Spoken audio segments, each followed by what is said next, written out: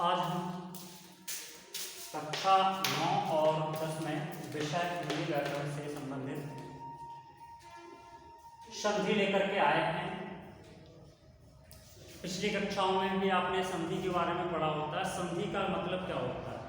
संधि का मतलब होता है जोड़, अर्थात जोड़ना। जब दो चीज़ों को जोड़ते हैं हम तो उसे हम कहते हैं संधि।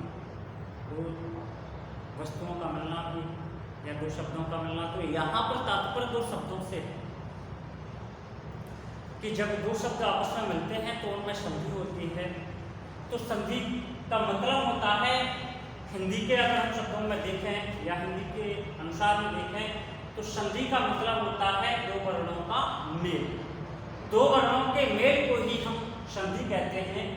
परिभाषा भी हमने आपको बड़े ही सरल भाषा में लिखी है, सरल तरीके से, कि जब दो वर्णों के मिल जाने से जो ध्वनि संबंधी परिवर्तन होता है उसे संधि कहते हैं। जब दो वर्णों के, वर्ण का मतलब अक्षर, चाहे वो स्वर हो सकते हैं, वो व्यंजन भी हो सकते हैं।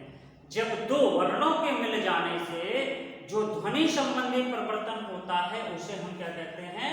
संधि। उसे हम संधि कहते हैं। संधि डेफिनेशन भी कंफर्म कर लेना।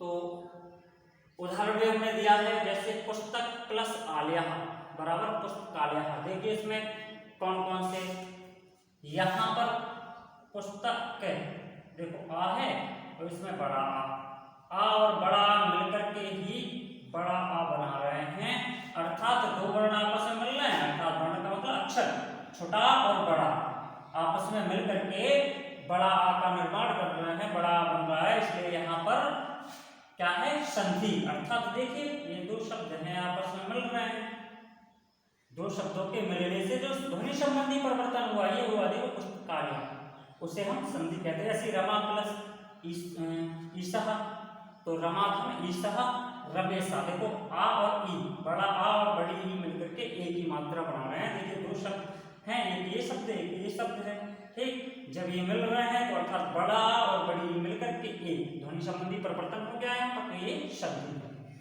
संधि के भेद देखिए, संधि के तीन भेद होते हैं। एक तो स्वर संधि है जो कि आपके सिलेबस में है, कक्षा 9 में स्वर संधि पढ़ना है और कक्षा 10 में भी स्वर संधि पढ़ना है। तो कक्षा 9 में स्वर संधि पूरी नहीं पढ़ना, स्वर संधि के जो भेद हैं वो पूरे नहीं पढ़ना है, अगले वीडियो में हम आपको बताएंगे। इसी प्रकार से 10th में भी स्वर संधि पूरी नहीं पढ़नी है। तो अभी हम संधि की बेसिक जानकारी दे रहे हैं आपको। तो सबसे पहले आता है स्वर संधि, व्यंजन संधि और विसर्ग संधि। संधि तीन प्रकार से होती है। स्वर संधि, संधि तीन प्रकार की हैं, स्वर संधि, व्यंजन संधि और विसर्ग संधि।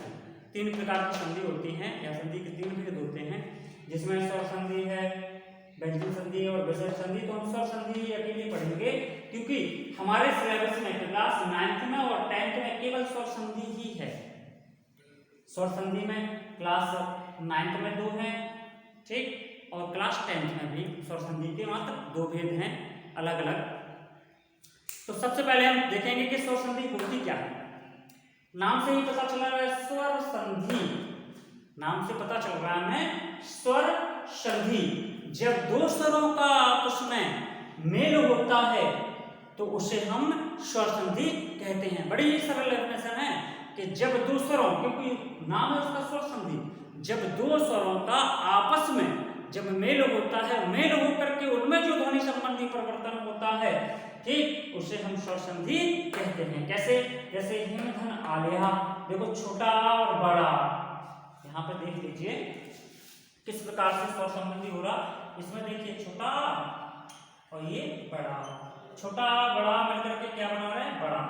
किस प्रकार से? देखो हिम धन आलेहा बराबर हिमालय, देखिए वहां पर डंडा आ गया, छोटा बड़ा मिलकर के बड़ा बन रहा है। तो ये ध्वनि संबंधी जो परिवर्तन हुआ स्वरों के माध्यम से हुआ है, स्वरों के मिलने से, इसलिए यहाँ पर स्वर संधि है। ऐसे हम समझेंगे कि छोटा और बड़ा दोनों स्वर हैं, स्वरों के मिलने से ही स्वरों के मिलने से ही इसमें जो परिवर्तन हो रहा है उसे, इसलिए हम यह कह सकते हैं दो स्वरों के मिलने से ही स्वर संधि होती है। देखिए यहाँ पर दो स्वर का आपस में मिलन हो रहा है, दो स्वर आपस में मिल रहे हैं, इसलिए स्वर संधि है।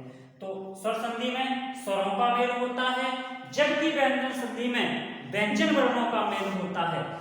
बस यही अंतर है मात्र, स्वरों का मेल स्वर संधि में, और जबकि व्यंजन संधि में वर्णों का मेल होता है, व्यंजनों का मेल होता है, उसे हम व्यंजन संधि कहते हैं। अब डेफिनेशन बढ़िया सिस्टम से, जब दो व्यंजन वर्णों का आपस में जब मेल होता है या परस्पर मेल होता है तो वहां पर व्यंजन संधि होती है। अब व्यंजन संधि में देखिए, जगत धन ईसा बराबर जगदीशा, इसमें अंतर क्या है? देखिए, जगत धन ईसा, देखो ता है ये ई है, ठीक।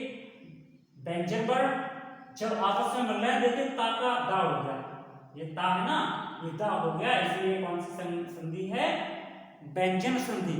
व्यंजनों का व्यंजन है, यहाँ पर व्यंजन का मेल हो रहा है, इसलिए ये कौन सी संधि है? व्यंजन संधि। अब आता है विसर्ग संधि। आपके सिलेबस में है नहीं, मैं जनरल जानकारी दे रहे हैं, आपके सिलेबस में नहीं। आपके सिलेबस में केवल 9 और 10 में स्वर संधि है, वो भी स्वर संधि के 2 भेद 9 में है और 2 भेद 10 में है। विसर्ग संधि, जब स्वर या व्यंजन के साथ मिलते समय विसर्ग में कोई परिवर्तन होता है, जब स्वर या व्यंजन के साथ मिलने पर विसर्ग में जब कोई परिवर्तन उत्पन्न होता है तो वहां पर विसर्ग संधि होती है। कैसे? जैसे यहाँ पर देखो, हरि धन चंद्र बराबर, देखो विसर्ग है, विसर्ग यहाँ पर देखिए चा है, ठीक, विसर्ग और चा, अर्थात चा के साथ आ स्वर लगा हुआ है, तो यहाँ पर विसर्ग और आ आपस में मिलकर के सा बन रहा है, हरिश्चंद्र, ठीक। तो यहाँ पर विसर्ग संबंधी परिवर्तन जो हुआ है, विसर्ग में कोई परिवर्तन हुआ है तो सा बन गया है, इसलिए यहाँ पर विसर्ग संधि है। तो अंतर क्या है? अंतर केवल इतना ही है, स्वर संधि में स्वरों का मेल होता है, जबकि व्यंजन संधि में व्यंजनों का मेल होता है, और विसर्ग संधि में विसर्ग का मेल होता है, स्वर व्यंजन के साथ विसर्ग का मेल होता है, यही इनमें अंतर है। बस हम अगले वीडियो में स्वर संधि पढ़ेंगे। क्लास 9 में स्वर संधि के अलग भेद हैं, ठीक, मतलब 5 भेद हैं। 5 भेदों में जो स्वर संधि के 5 भेद हैं, उन 5 भेदों में आपको लिख देते हैं। क्लास 9 में दीर्घ संधि और गुण संधि, जबकि क्लास 10 में यण संधि और वृद्धि संधि है, ठीक। हमने लिख भी दिया है, क्लास 9 में दीर्घ संधि और गुण संधि है, जबकि कक्षा 10 में यण संधि और वृद्धि संधि है। 4 स्वर संधि के भेद होते हैं, आगे हम पढ़ेंगे।